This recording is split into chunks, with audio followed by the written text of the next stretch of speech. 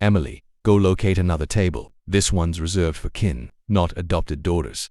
That's what my sister Charlotte articulated, right there in front of everyone. Her voice was dulcet, prepared, as if she'd been anticipating the delivery for years. The table erupted with mirth. Even Mother smiled, the same restricted grin she utilized when feigning to be above it all. I didn't utter a syllable. I just regarded her, then the server, who stood paralyzed, holding the reckoning, a substantive document that felt heavier than it should have. He positioned it right in front of me. $3,270, he whispered. Already debited to your account. I smiled, took a gradual draught of my wine, and settled it, every single dollar. But when I pivoted to depart, I heard a voice behind me. Just a moment, if you please.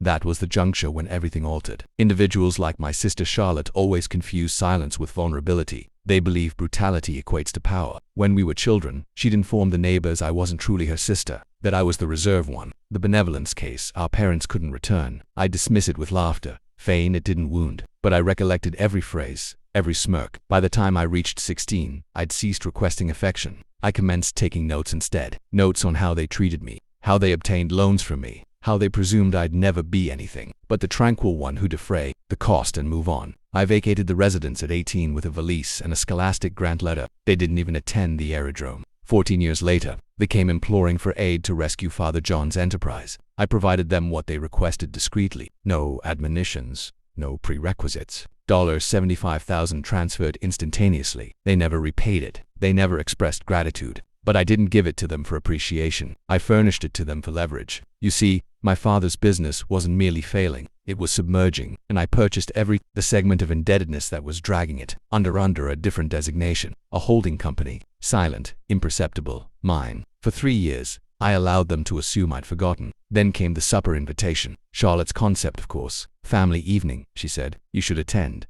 A snare disguised as conciliation. I accepted. The eatery was upscale. Crystal imported vintage, a bill of fare with no prices, the kind of establishment people like them patronized to feel consequential. When I arrived, Charlotte arose, air-kissed me like I was a remote acquaintance. Asterisk, you actually materialized, she said. I smiled, wouldn't forfeit it. For an hour, I sat quietly attending to them boast about getaways and automobiles, procured on loans I technically possessed, every mouthful of prime cut, every sip of effervescent wine acquired on credit linked to my firm. And then the instant occurred. Emily, Charlotte proclaimed loudly enough for the asterisk entire chamber to hear. Go locate another table. This one's reserved for kin, not adopted daughters, they tittered. Even Father John, so I concurred, reached for the receipt holder the server had been grasping and unfolded it. $3,270, apparently. They'd instructed the server to charge it to Emily. To me, I lifted my gaze. Is it settled? I inquired. He assented, nervous. Yes, ma'am. Already processed.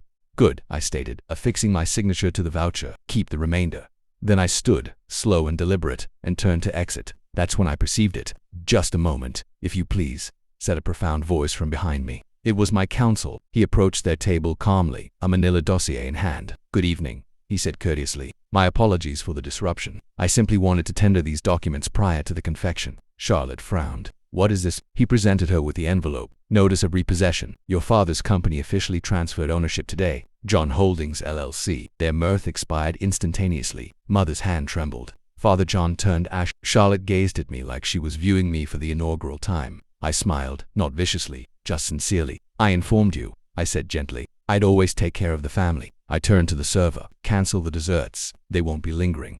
They endeavored to speak, to contend, to entreat, but there was nothing remaining to express. They derided the one individual who still furnished them everything, and now they were the ones defraying the cost. The subsequent morning, their company accounts were immobilized. The residence they flaunted was advertised for acquisition within a week. I didn't need to shame them publicly. The existence did that for me. I just handed them the expenditure they'd been accumulating for years. Sometimes retribution isn't boisterous. It's not flung in faces or shrieked in anger. It's hushed, precise, surgical. It resembles a young woman being told to abandon a table and electing instead to possess the establishment. So when people inquire if I ever excused them, I say yes. I excused them the instant they realized I was never their error. I was their judgment. And for once, they picked up their own tab.